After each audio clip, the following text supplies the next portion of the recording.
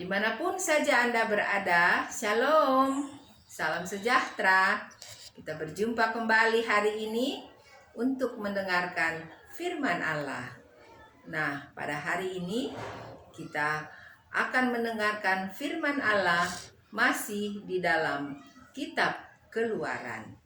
Tetapi sebelumnya saya akan membawakan terlebih dahulu satu lagu pujian. Ya Khalik, Engkaulah Bapa kami yang memeliharakan umat-Mu. Kasih-Mu tetap sampai hari ini. Ya Tuhan, Engkau penebus umat-Mu. Nah, saudaraku, saat ini seperti yang saya katakan tadi, cerita firman Allah kita masih terdapat di dalam kitab Keluaran. Saat ini sudah berada di kitab Keluaran pasal 34. Nah, sebelum kita melanjutkan cerita di pasal 34 ini, saya akan mengingatkan sedikit kepada kita tentang cerita di dalam pasal 33 yang lalu. Nah, judul yang lalu itu adalah Musa meminta penyertaan Tuhan di gurun. Nah, diceritakan di situ bahwa bangsa Israel baru saja mereka menyakiti hati Tuhan, ya, dan juga baru saja mereka membuat sehingga Musa menjadi marah, ya, baik terhadap bangsa Israel dan juga terhadap Harun kakaknya. Nah, dikatakan atau diceritakan di ayat 5 pasal yang lalu ini, saya akan bacakan sedikit, bahwa berkatalah Musa kepadanya, atau berkatalah Musa kepada Tuhan Allah, ya, jika engkau sendiri tidak membimbing kami, janganlah suruh kami berangkat dari sini.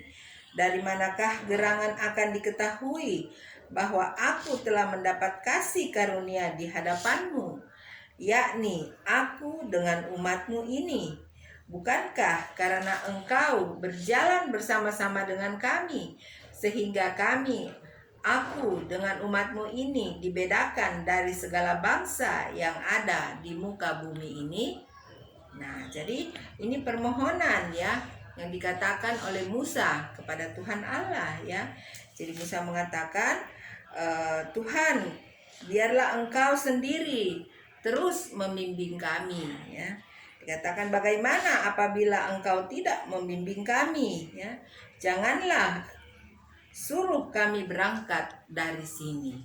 Nah, saudaraku, kita ketahui sekali lagi bahwa di pasal yang lalu Tuhan Allah begitu murka, ya, kepada bangsa Israel karena mereka membuat satu patung yang daripada anak lembu emas, kemudian mereka menyembah kepada patung itu.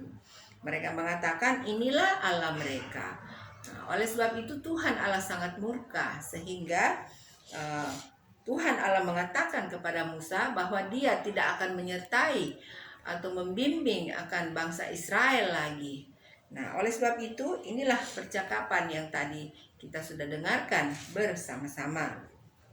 Nah, kemudian apa yang dikatakan oleh Tuhan Allah, ya, apakah hati Tuhan ini tidak menjadi lembut setelah mendengarkan permohonan daripada Musa atau bagaimana? Kita baca di ayat 17. Berfirmanlah Tuhan kepada Musa, juga hal yang telah kau katakan ini akan kulakukan, karena engkau telah mendapat kasih karunia di hadapanku dan aku mengenal engkau. Nah, jadi ternyata Tuhan Allah bisa mendengarkan akan permohonan daripada Musa, ya, bahwa Tuhan tetaplah bimbing akan kami atau umatmu ini, ya. Nah, saudaraku, itulah sedikit cerita yang saya dapat ingatkan di pasal yang lalu atau di pasal 33. Nah, saat ini kita akan melanjutkan cerita di pasal 34. Judulnya adalah Dua Loh Batu yang Baru. Nah, dua loh batu yang baru.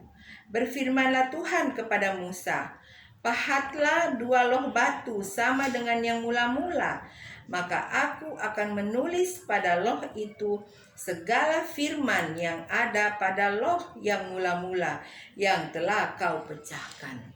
Nah, jadi pada saat di cerita yang lalu itu Musa sangat marah karena melihat akan bangsa Israel telah menyembah kepada berhala, maka dia memecahkannya. Dia memecahkan akan loh batu yang Tuhan Allah sudah berikan kepadanya di atas gunung ya selama 40 hari. Nah, di pasal 34 ini kembali Tuhan mengatakan kepada Musa bahwa buatlah dua loh batu yang baru ya. Nah, selanjutnya kita teruskan di ayat 2. Bersiaplah menjelang pagi dan naiklah pada waktu pagi ke atas gunung Sinai. Berdirilah di sana menghadap aku di puncak gunung itu. Nah, jadi kembali Tuhan mengatakan bahwa besok apabila sudah pagi hari engkau akan naik ya ke atas gunung Sinai untuk menghadap kepadanya. Nah, ayat 3. Tetapi janganlah ada seorang pun yang naik bersama-sama dengan engkau, dan juga seorang pun tidak boleh kelihatan di seluruh gunung itu.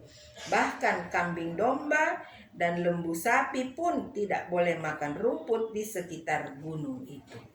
Nah, jadi hanya Musa ya yang Tuhan Allah panggil naik ke atas gunung Sinai pada esok pagi.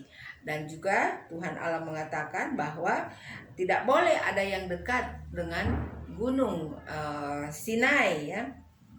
Apakah itu manusia, apakah itu binatang ya, dikatakan lembu sapi pun tidak boleh makan rumput di sekitar gunung itu. Nah, selanjutnya ayat 4. Lalu Musa memahat dua loh batu sama dengan yang mula-mula. Bangunlah ia pagi-pagi dan naiklah ia ke atas gunung Sinai seperti yang diperintahkan Tuhan kepadanya, dan membawa kedua loh batu itu di tangannya. Turunlah Tuhan dalam awan, lalu berdiri di sana dekat Musa serta menyerukan nama Tuhan.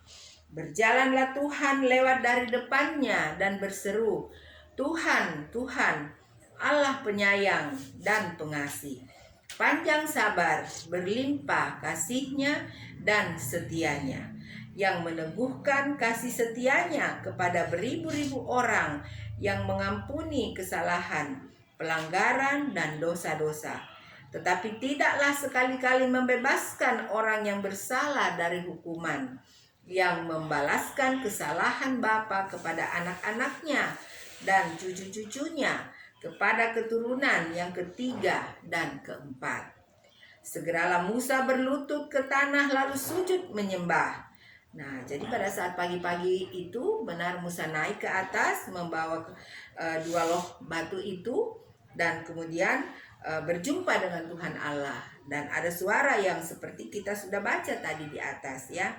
Dan selanjutnya dikatakan, segera Musa berlutut ke tanah lalu sujud menyembah serta berkata, jika aku telah mendapat kasih karunia di hadapan-Mu ya Tuhan, berjalanlah kiranya Tuhan di tengah-tengah kami, sekalipun bangsa ini suatu bangsa yang tegar tengkuk, tetapi ampunilah kesalahan dan dosa kami, ambillah kami menjadi milik-Mu. Nah, jadi inilah tetap permohonannya yang Musa sampaikan kepada Tuhan Allah pada saat sudah bertemu atau sudah berada di atas gunung Sinai. Musa mengatakan bahwa Tuhan tetaplah dikatakan Tuhan berjalanlah, tetaplah berjalan dengan kami ya, tetaplah berjalan di tengah-tengah kami, sekalipun bangsa ini suatu bangsa yang tegar tengkuk, tetapi ampunilah kesalahan dan dosa kami, ambillah kami menjadi milik-Mu. Nah, itu yang dikatakan Musa. Nah, selanjutnya firman-Nya, sungguh aku mengadakan suatu perjanjian Di depan seluruh bangsamu ini akan kulakukan perbuatan-perbuatan yang ajaib, seperti yang belum pernah dijadikan di seluruh bumi, di antara segala bangsa. Seluruh bangsa yang di tengah-tengahnya engkau diam akan melihat perbuatan Tuhan, sebab apa yang akan kulakukan dengan engkau sungguh-sungguh dahsyat. Nah, dan ayat 11, tetapi engkau berpeganglah pada yang kuperintahkan kepadamu pada hari ini. Lihat, aku akan menghalau dari depanmu orang Amori, orang Kanaan, orang Het, orang Feris, orang Hevi, dan orang Yebus. Berawas-awaslah, janganlah kau adakan perjanjian dengan penduduk negeri yang kau datangi itu, supaya jangan mereka menjadi jerat bagimu di tengah-tengahmu. Nah, jadi kembali lagi Tuhan Allah mengingatkan kepada Musa ya, apa yang dia pernah katakan kepada bangsa Israel pada waktu yang lalu ya. Tuhan Allah mengatakan seperti yang tadi kita baca atau dengarkan di atas. Dan kemudian Tuhan Allah juga mengatakan bahwa berawas-awaslah, janganlah kau adakan perjanjian dengan penduduk negeri yang kau datangi itu, supaya jangan mereka menjadi jerat bagimu. Dan selanjutnya, sebaliknya, mezbah-mezbah mereka haruslah kau rubuhkan, tugu-tugu berhala mereka kamu remukkan, dan tiang-tiang berhala mereka kamu tebang.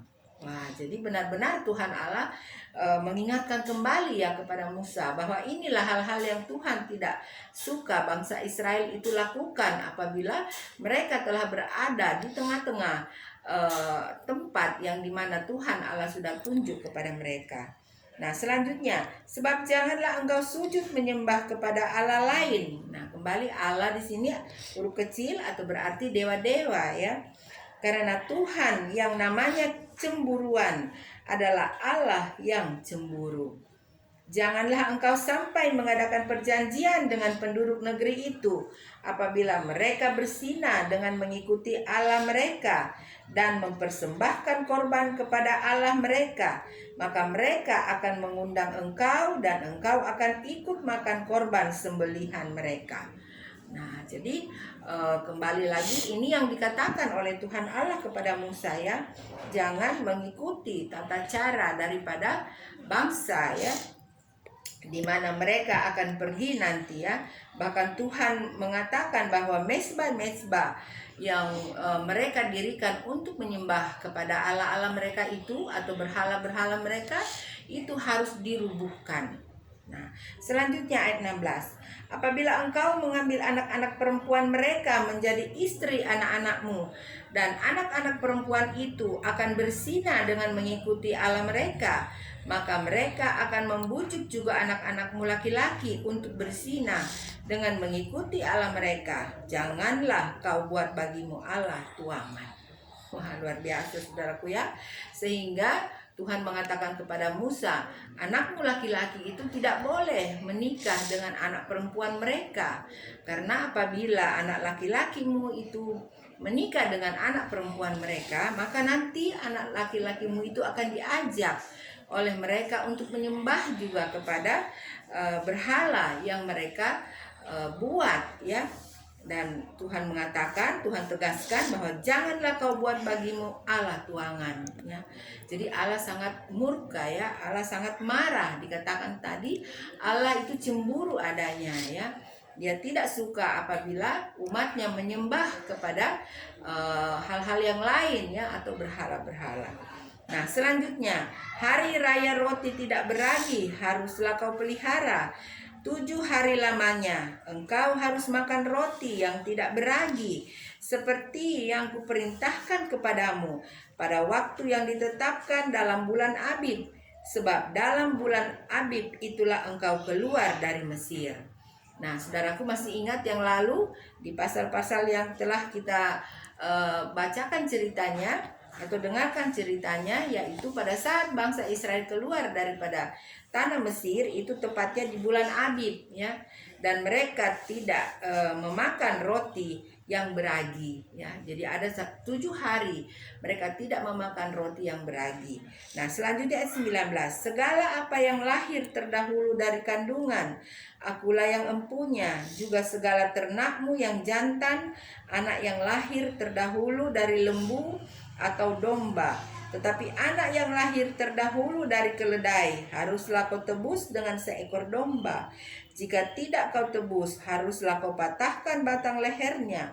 Setiap yang sulung dari antara anak-anakmu haruslah kau tebus, dan janganlah orang menghadap ke hadiratku dengan tangan hampa. Nah, jadi ini Tuhan Allah mengingatkan kembali ya perkataan-perkataannya kepada Musa pada waktu yang lalu, sehingga Musa tetap mengingatnya dan menyampaikan itu kepada bangsa Israel, sehingga mereka tidak melakukan itu. Nah, kita baca terus di ayat 21. 6 hari lamanya engkau bekerja, tetapi pada hari yang ketujuh haruslah engkau berhenti, dan dalam musim membajak dan musim menuai haruslah engkau memelihara hari perhentian itu. Hari raya Tuhan, ulang, hari raya 7 minggu, yakni hari raya buah bungaran dari penuaian gandum, haruslah kau rayakan. Juga hari raya pengumpulan hasil pada pergantian tahun. 3 kali setahun segala orangmu yang laki-laki harus menghadap ke hadirat Tuhanmu, Tuhan Allah Israel. Sebab aku akan menghalau bangsa-bangsa dari depanmu dan meluaskan daerahmu, dan tiada seorang pun yang akan mengingini negerimu apabila engkau pergi untuk menghadap ke hadirat Tuhan Allahmu 3 kali setahun. Nah, jadi inilah hari-hari raya ya yang bangsa Israel harus rayakan, yang Tuhan katakan kepada Musa. Janganlah darah korban sembelihan yang kepadaku kau persembahkan beserta sesuatu yang beragi, dan janganlah ada dari korban sembelihan pada hari raya Paskah bermalam sampai pagi. Yang terbaik dari buah bungaran hasil tanahmu haruslah kau bawa ke dalam rumah Tuhan Allahmu. Janganlah engkau masak anak kambing dalam susu induknya. Nah, kembali lagi ini semua yang dikatakan oleh Tuhan Allah ya, yang berulang-ulang yang harus dilakukan oleh bangsa Israel. Selanjutnya ayat 27. Berfirmanlah Tuhan kepada Musa, tuliskanlah segala firman ini, sebab berdasarkan firman ini telah kuadakan perjanjian dengan engkau dan dengan Israel. Dan Musa ada di sana bersama-sama dengan Tuhan 40 hari 40 malam lamanya, tidak makan roti dan tidak minum air. Dan ia menuliskan pada loh itu segala perkataan perjanjian, yakni ke-10 firman. Ketika Musa turun dari gunung Sinai, kedua loh hukum Allah ada di tangan Musa. Ketika ia turun dari gunung itu, tidaklah ia tahu bahwa kulit mukanya bercahaya, oleh karena ia telah berbicara dengan Tuhan. Wah, jadi kembali Musa di atas gunung itu lama juga ya. Seperti yang pertama, yaitu 40 hari. Dia tidak makan, dikatakan dia tidak minum. Dan setelah dia turun dikatakan mukanya itu bercahaya. Nah, ayat 30. Ketika Harun dan segala orang Israel melihat Musa, tampak kulit mukanya bercahaya, maka takutlah mereka mendekati dia. Tetapi Musa memanggil mereka, maka Harun dan segala pemimpin jemaah itu berbalik kepadanya, dan Musa berbicara kepada mereka. Nah, jadi pada saat Harun dan umat dan bangsa Israel itu melihat akan kulit muka Musa itu bercahaya, mereka menjadi takut. Tetapi Musa memanggil mereka, dan mereka jadi berani ya berpaling untuk melihat kepada Musa. Ayat 32. Sesudah itu mendekatlah segala orang Israel, lalu disampaikannyalah kepada mereka segala perintah yang diucapkan Tuhan kepadanya di atas gunung Sinai. Setelah Musa selesai berbicara dengan mereka, diselubunginyalah mukanya. Tetapi apabila Musa masuk menghadap Tuhan untuk berbicara dengan dia, ditanggalkannyalah selubung itu sampai ia keluar. Dan apabila ia keluar, dikatakannya kepada orang Israel apa yang diperintahkan kepadanya. Dan sebagai ayat yang terakhir, yaitu ayat 35, apabila orang Israel melihat muka Musa, bahwa kulit muka Musa bercahaya, maka Musa menyelubungi mukanya kembali sampai ia masuk menghadap untuk berbicara dengan Tuhan. Nah, saudaraku, inilah cerita ya. Cerita firman Allah dari pasal 34 dari kitab Keluaran. Nah, saya berharap saudaraku sudah menyimak dengan baik akan cerita yang saya sudah ceritakan tadi melalui pembacaan. Dan biarlah saudaraku bisa merasa bahwa pengetahuan kita tentang firman Allah ini kembali bertambah ya, sehingga kita bisa mengetahui bagaimana situasi perjalanan bangsa Israel bersama dengan Musa, Harun, dan juga Tuhan Allah ya. Jadi banyak sekali hal-hal yang terjadi di dalam perjalanan mereka pada waktu yang lalu. Nah, saudaraku, sampai sekianlah pertemuan kita pada hari ini. Jikalau saudaraku ingin untuk mendengarkannya kembali, bisa membacanya sendiri ataupun memutar video ini kembali. Nah, dimanapun saudaraku berada, saya selalu berharap saudaraku ada di dalam perlindungan Tuhan. Sampai kita berjumpa kembali. God bless you. Bye.